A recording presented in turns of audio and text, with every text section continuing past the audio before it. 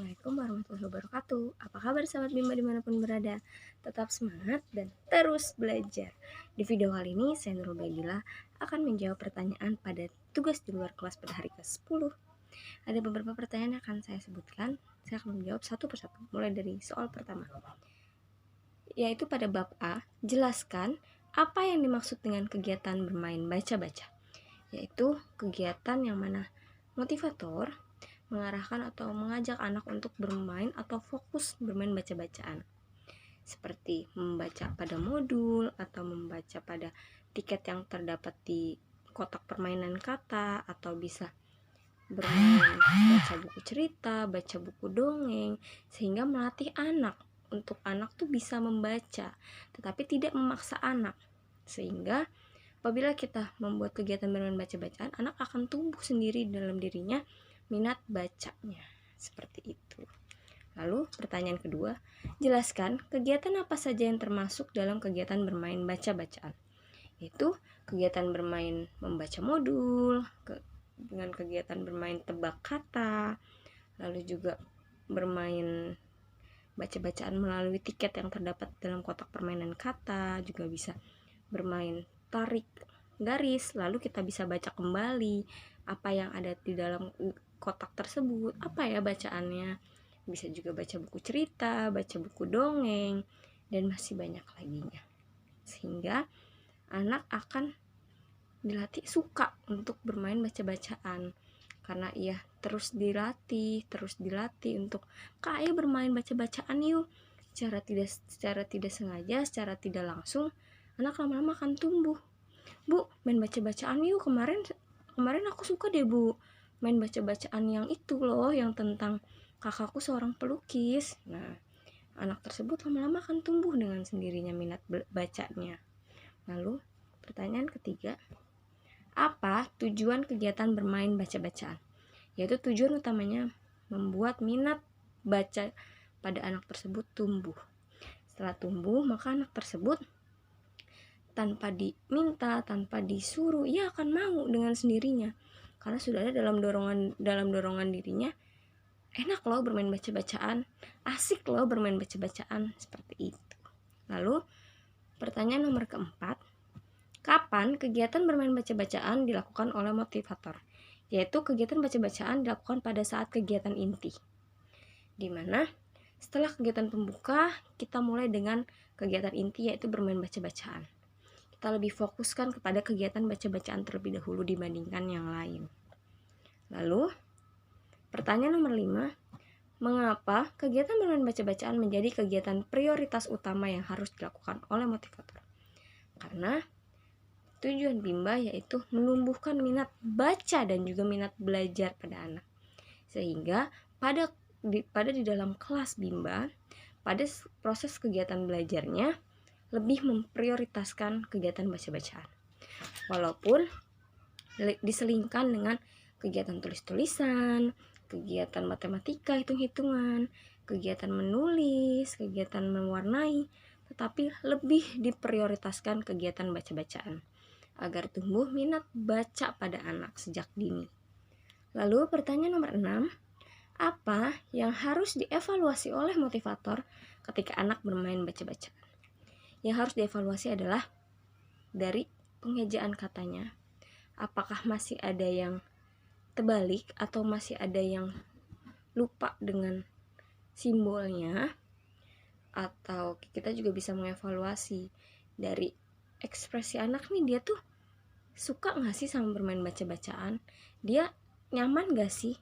Dia enjoy gak sih sama kegiatan baca-bacaan yang ada? Kita bisa melakukan evaluasi. Apakah anak tersebut sudah bisa bermain baca-bacaan pada modul yang sudah ditetapkan, ataukah anak tersebut mengalami kesulitan pada saat membaca yang 5 HVS mungkin, atau 5 HVK, masih mengalami belibet, ibaratnya masih mengalami kesulitan dalam pengucapan, dalam bacanya. Kita bisa mengevaluasi sehingga anak bisa, lama-kelamaan anak akan mampu dan anak akan bisa, sehingga anak menjadi terampil.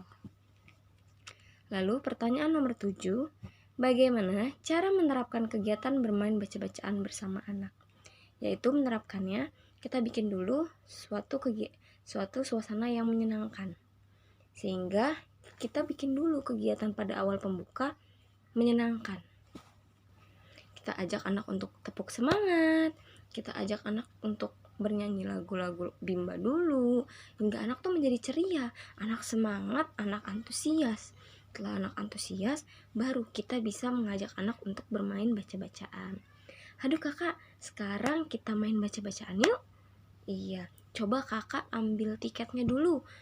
Iya bu, kakak mau baca berapa? Mau baca 2 dulu ya? Coba kakak baca, ibu guru dengerin, coba kakak baca yuk. Nah, anak akan mau untuk bermain baca-bacaan. Karena apa? Karena suasana hati anak tersebut pun sudah merasa senang, sudah merasa bahagia. Wah, ayo bu kita mainan yuk. Karena dalam pikiran anak itu bermain, padahal di dalam bermain tersebut kita menyelipkan dengan belajar, yaitu kegiatan bermain baca-bacaan. Lalu, pertanyaan pada bab B, pertanyaan pertama. Jelaskan apa yang diketahui mengenai teori jam bandul dan berikan contohnya. Teori jam bandul menurut saya yaitu melihat teori jam yang mempunyai bandul. Contohnya seperti ini. Saya ibaratkan ini adalah sebuah jam bandul. Apabila ia di ke kanan kan, ia akan ke kanan, ke kiri, ke kanan, ke kiri. Namun pada akhirnya ia akan bertumpu di tengah-tengah. Yaitu contohnya diibaratkan di tengah ini kegiatan bermain baca-bacaan. Di Bimba kita memprioritaskan utama atau lebih memfokuskan pada kegiatan bermain baca-bacaan. Namun, pada saat kegiatan tersebut kita bisa menyelipkan dengan kegiatan-kegiatan selingan, yaitu ke kanan ada kegiatan mewarnai, lalu ke kiri ada kegiatan menulis, ada kegiatan matematika, lalu tetap setelah kita selingkan dengan beberapa tadi, kita kembali lagi pada bermain baca-bacaan. Kita lebih memfokuskan pada kegiatan inti pada bermain baca-bacaan. Kegiatan mewarnai, menulis, menggambar, atau menghitung itu semua hanya sebagai selingan agar anak tidak merasa bosan.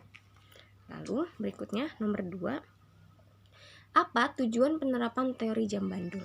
Yaitu tujuannya agar anak pada saat kegiatan inti tidak merasa bosan, tidak merasa hanya terpaku pada kegiatan baca-bacaan saja. Pasti anak akan merasa, bu aku bosan deh bu, kok mainnya baca-bacaan mulu sih. Karena anak sejatinya pasti akan merasa bosan apabila selama 1 jam atau 2 jam terus diporsir dengan bermain baca-bacaan. Maka dari itu, kami sebagai motivator membuat suatu kondisi yang menyenangkan. Adanya teori jam bandul ini, kita bisa menyelingkan pada saat kegiatan inti.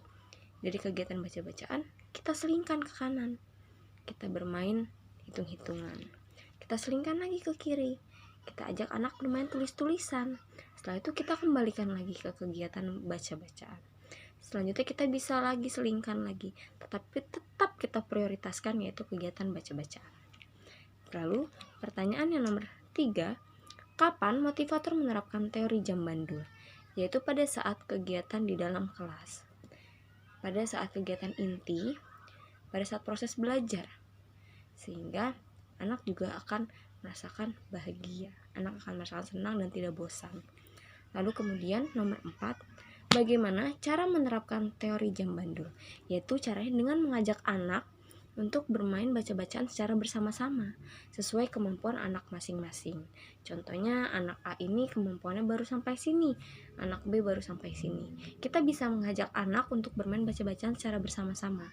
Tetapi kita melihat kemampuan anak masing-masing. Kita tidak bisa menyamaratakan semua. Lalu pertanyaan terakhir nomor 5, bagaimana jika motivator tidak menerapkan teori bandul? Jika motivator tidak menerapkan teori bandul, maka anak cepat merasa bosan, anak akan malas untuk belajar, anak akan lelah atau capek karena hanya berfokus pada satu kegiatan saja, tidak ada selingan-selingan tertentu. Karena apabila ada teori jam bandul tuh, anak akan merasa, bu, kita mau belajar mewarnai bu, kita mau bermain mewarnai. Nah, tapi pada saat bermain mewarnai tersebut, kita bisa mengajak anak untuk bermain teka-teki kata. Kak, sambil kakak mewarnai, bu guru mau tanya-tanya boleh? Boleh bu guru. Coba kakak panggil huruf kaca. kata kaca apa ya, Kak? Nah, anak sambil psikomotoriknya berjalan, anak akan menyebutkan kata dari kaca, kata dari sapi, dan kata dari nasi. Jadi kita walaupun dalam keadaan teori jam bandul ini sebagai selingan, anak akan tetap bisa kita ajak berdialog dengan bermain baca-bacaan, bermain teka-teki kata. Seperti itu. Mungkin hanya itu saja pertanyaan yang bisa saya berikan dan saya jawab. Kurang lebihnya saya minta maaf. Wassalamualaikum warahmatullahi wabarakatuh. Salam Bimba. Tetap semangat dan terus belajar. Bye.